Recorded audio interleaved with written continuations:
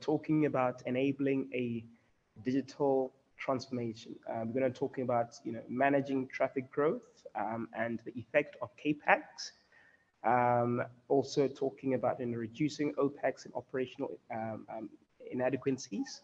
And lastly, growing agility and speed and thus revenue. Mr. Razvan wow, quite a huge surname to pronounce. Just am I pronouncing your surname correctly? Mr. Razvan, just help me with your surname there, sir. Ungureanu. It's okay. I'm used to it. All right, cool. Thank you very much. Yeah, you are more than welcome to offer your presentation, and yeah, we're quite happy to listen. Good afternoon to everybody. First of all, my name is Razvan Ungureanu. I'm the Group CTO of Airtel Africa. We're operating in Africa, serving 133 million customers, and we are operating in 14 countries. So the topic that I've been requested to speak about, the migration of the 4G and towards 5G, how to sustain the traffic growth, and the implications in CAPEX, OPEX, it's an eternal dilemma, I would say. Why? Because first of all is the environment that we're operating in. So it's about Africa.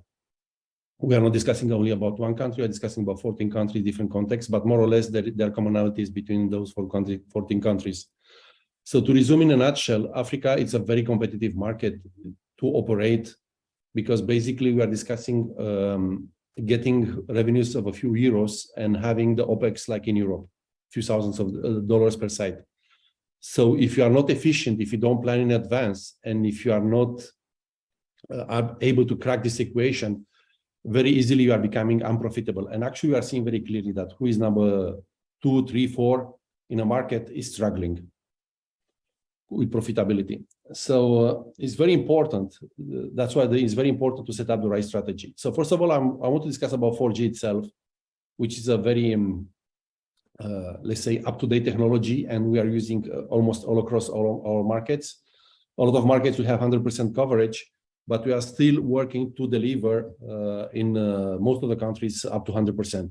What is the major challenge? The major challenge is, of course, transmission. We are discussing about the very isolated sites, rural sites, and energy.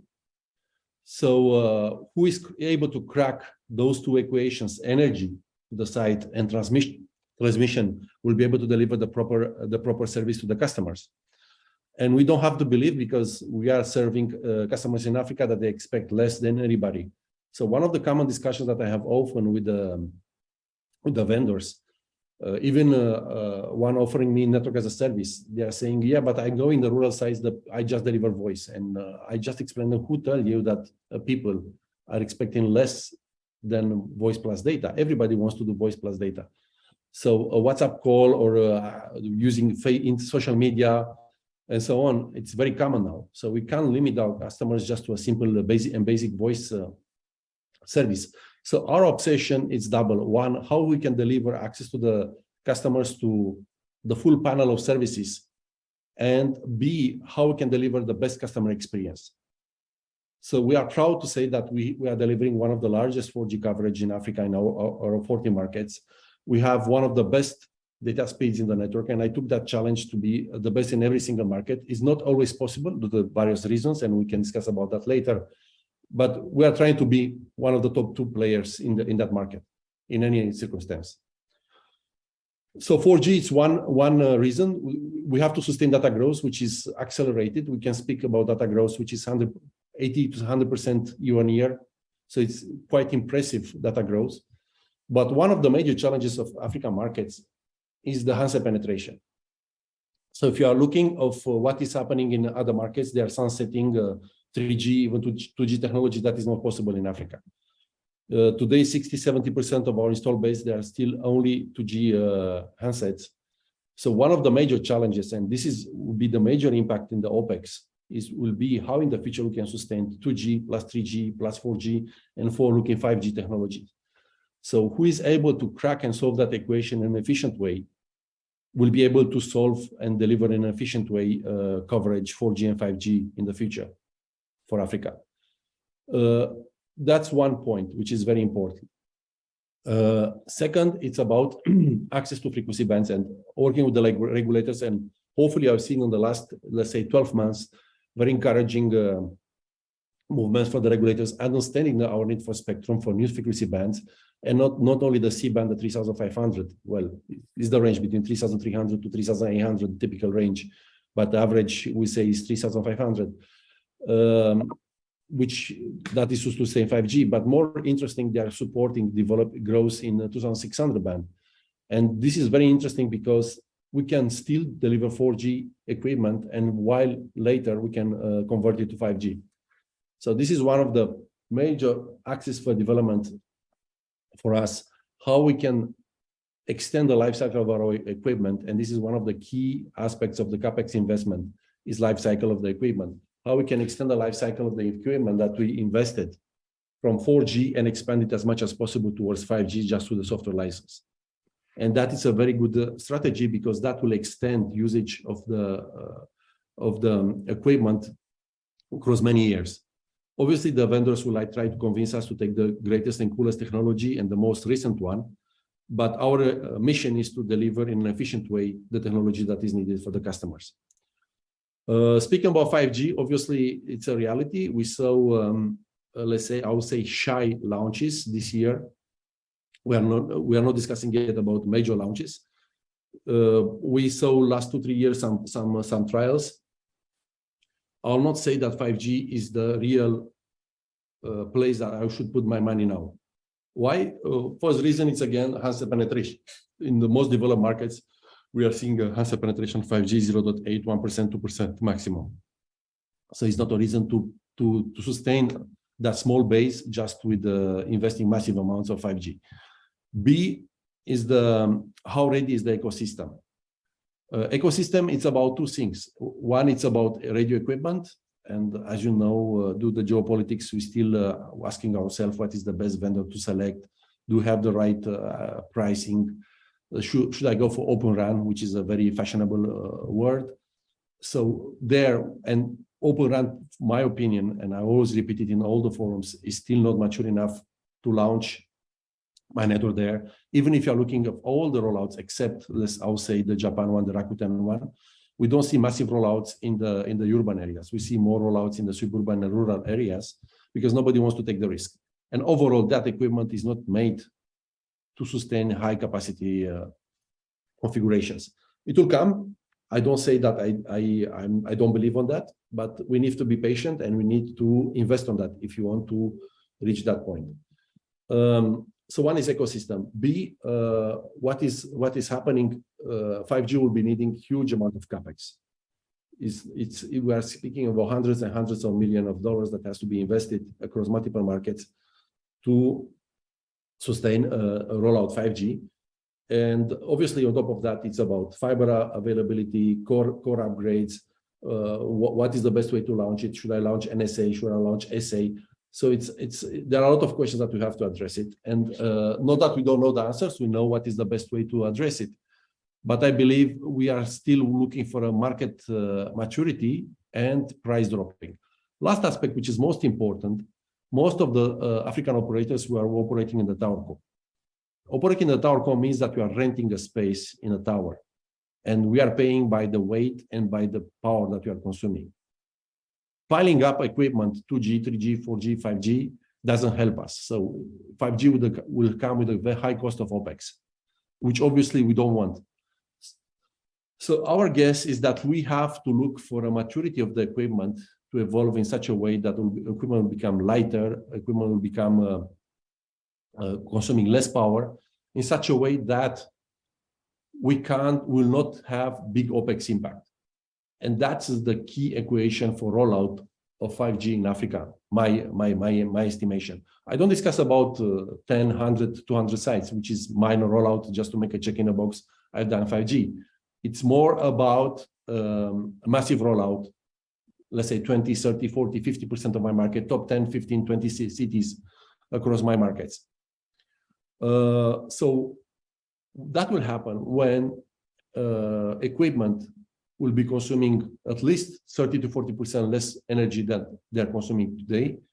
And a lot of consolidation of the hardware will happen, meaning we'll having 3 sectors in one, we'll have multiple bands in one And we are seeing a trend in the market. We are seeing Ericsson, we are seeing a lot of Chinese vendors as well, many others that basically they are sustaining that. So we have 700, 800, 900 equipment in one band.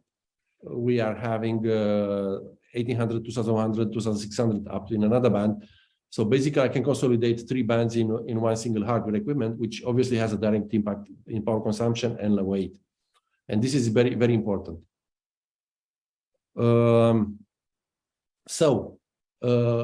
That's another point that has to be solved, which is power consumption and space used in the tower. When that will be solved, obviously it will be a big enabler for the rollout of the 5G. So just to make like a checklist on 5G rollout, we are discussing about availability of the spectrum, of course, about we are discussing about equipment availability. We are discussing about tower impact, meaning power consumption and so on, and space. And fiber transmission availability, it's another one, which is very important. How much fiberization I have on the sites, and it's not just about having fiber, but have it connected in a reliable way. That means availability of the fiber has to be in a high way, in the higher grade, not just having fiber cuts every 10 minutes. So that's another point. International connectivity, you should not forget. Activating 5G will have put a lot of stress in the international connectivity. Still, when they're discussing accessing internet, we are discussing about connecting towards, let's say, UK, towards Johannesburg, and so on, and having a higher capacity on the international links put a stress as well on that. Resyncing core as well is very important. Obviously, we are all going towards virtualization, which is a reality on the ground. But more important than everything, it's how will resync the future architecture of the network in the light of 5G standalone. Because 5G standalone will do a total shakeup of the way that we are looking of the core, packet core. We don't see a big separation that has to be done between 4G and 5G. So that gives a lot of opportunity to resync totally the way that we'll be designing the core network in the future and deliver it, obviously. So those are the key elements that has to be considered when we are migrating 4G towards 5G. If it's discussing about agility and elasticity, obviously we are trying to launch from the day one as much as possible with a lot of capacity embedded, to have a very quick time to market, to manage sometimes we see on the market today, there is a lot of issues with due to the chipset shortage with the equipment delivery. So that has to be managed as well. So all in one, it's a big challenge. And I think the next 2-3 years, it will be very interesting for us in the way that we'll be managing the 5G rollout. Us in Airtel, we are very committed to deliver the best interest for the customer, the best experience. I just saw some speed tests that we've done recently in Gabon, just with 4G, 500 megabit per second. I'll ask people to be cautious and use the technology as much as possible in a reasonable way, because we can get great results still using the existing technologies. 5G will come for sure. We are still looking for the killing application. FWA, fixed wireless access, which will be one of the main reasons to deploy 5G, at least what we've seen today. But let's wait and see. Maybe other things will come on top of 5G. Having a higher connectivity, lower latency, it's a big advantage. I just invite the managing the expectation. I saw regulators asking already 1 millisecond latency, which is totally non-achievable today. Even with standalone model, if you look of all the speed tests that you can see around the world, this is not achievable. Obviously, we will not be able to achieve it just because somebody is asking it. We have to be reasonable around that. And that we have to manage and explain the details of the technology. So all in one, we'll have a lot of road to pass in front of us and very interesting challenges. So from here, I'm ready to take your questions, if there are any, and answer any remarks you might have. Thank you. Razvan Ungureanu, did I pronounce that right? Yes, more or less, yes. Okay, let me give it a try. Razvan Ungureanu. Perfect. How are you doing today? I'm doing fine, thank you. So Razvan, that was a very, very insightful and a detailed, presentation on how the whole transition from 4G to 5G is going to take place, or is already transformation has begun, the transition has begun, and how it's enabling digital transformation, right? However, I see a very interesting question that we have received here. All right, I think this question was posed to previous, I think in the panel discussion. However, it goes like this: low electricity penetration, lack of infrastructure, and low affordability are the primary challenges for the telecommunications industry in the sub-Saharan African region. Confronted with these three factors, or a lot many of such nature, operators are forced to innovate to reach potential customers. Could you shed some light on any such innovative practices adopted by Airtel, given that you are the group CTO? Well, innovating, I think is a big word, but the key answer to that is solar power and satellite connectivity. So I already mentioned that we are working to crack that model in the rural, and solar power is becoming more and more. So first of all, the solar panels are becoming more and more cheaper and more power efficient. So that is translated directly in the surface that is needed to generate a certain amount of power.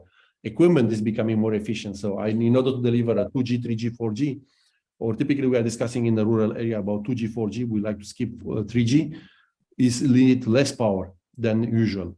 So all in what you need more surface to generate an amount of power that can charge battery. The battery technology it's involving lithium is coming as well as the mainstream, and all that it's about generating the right equation, it's like a piece of puzzle. I already explained. You have to take the right pieces of puzzle, put them together in order to have the right answer. But I'm not calling that innovation. Solar power exists a long time. This type of technology of battery exists for a long time. We are more system integrators that are trying to take the best of the breed of technology, put them together to answer the right answer. Where the innovation is really coming, it's about satellite bandwidth. We see a lot of innovations, there's a lot of LEO satellites coming. It's about a big game that will be happening today, how we can squeeze the price per megabit, because that will generate efficiency and that will generate the bandwidth that we can deliver per site, which is important. So all those are the three elements: solar panels, batteries, and lighter equipment consuming less power, and satellite that are the key elements of rural connectivity, what I'm calling. Wonderful, thank you so much. The next question, again, I think you've answered this, but I will still go ahead and ask since this came in. Do you think Africa is ready for 5G yet? Africa needs 5G. Why? Because the fixed infrastructure is very poor and will help us to leapfrog and to go towards wireless broadband. Is it the market ready? No. And if you are discussing about availability of power, availability of fiber, handset penetration, all this makes it a big challenge.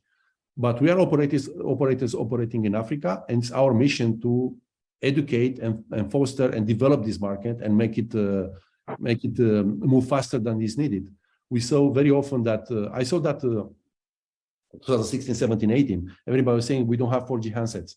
As soon as you deploy the service, you make it available, immediately the handset follow up. So it's a matter of chicken and egg situation as well. So in order to develop that, we will deliver 5G services, not nationwide. That will allow customers to enjoy 5G experience and that will allow to do an education and adoption of the handsets, and with that, everything will be coming. Wonderful. Now, another question, spectrum distribution and the key steps, to streamline the policy framework for network. Do you think the policy frameworks are favorable towards different organizations that are bringing in 5G technology to Africa? What I'm seeing, actually, the regulators are quite reasonable, and they're trying hard to encourage the ecosystem and to launch 5G. So I will say spectrum more and more country by country. Not all my 40 markets started. Obviously, there are certain markets having leadership, other markets following, but we see trends of, so number one, most important is spectrum neutrality. We see a lot of regulators in favor of spectrum neutrality, and I'm very in favor of that, because basically, if I buy a spectrum, I should be allowed to use it irrespective of the technology that I'm delivering, because Absolutely. It's for the best of the customer. Yeah. So spectrum neutrality is something which is very important. On top of that, we see new spectrum which is put available to us in order to foster the 4G capacity and even to move towards 5G. C-band is a different topic. This is especially for 5G, but we see a lot of spectrum available for 4G that is made available, and that is very good. I'm just wishing operators and regulators to engage more, to do alignment of the market. We see a lot of frequency blocks which are not making sense. My block next to the other block, and afterwards I have another block for me. You know that more the compact is spectrum for an operator, more efficient usage you can have for that and better customer experience. So regulators should seek more about that, those two aspects that I'm requiring for reasonable pricing, refarming, making the blocks as compact as possible and next to each other, and the spectrum neutrality. Those are the most important aspects that we are requesting to the regulators. And obviously make available the spectrum as soon as it's becoming available. Thank you so much, Razvan. Honestly, I personally follow you on LinkedIn, and I've watched you speak, read what you talk about so passionately, and clearly, you have a love towards the industry, and the expertise that you carry and bring to the table is unmatched, right? Thank you so much for taking time off your busy schedule and joining us today. I'd like you to possibly stay tuned till the end of the day and join us during the Telecom Innovation and Excellence Awards. Yeah. Thank you. I'll be for sure. Should there be any question that is addressed to you, I will make sure to email it over to you. It'll be addressed to you, and maybe you can revert back at your convenience. And you, Razvan, and the speakers, you can go and tag us on social media, that is LinkedIn at Connected Africa, and give us your feedback online, offline, reach out to us.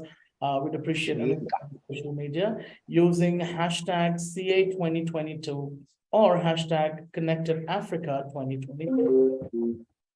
Yeah. Thank you very much. Thank you. Up next, ladies.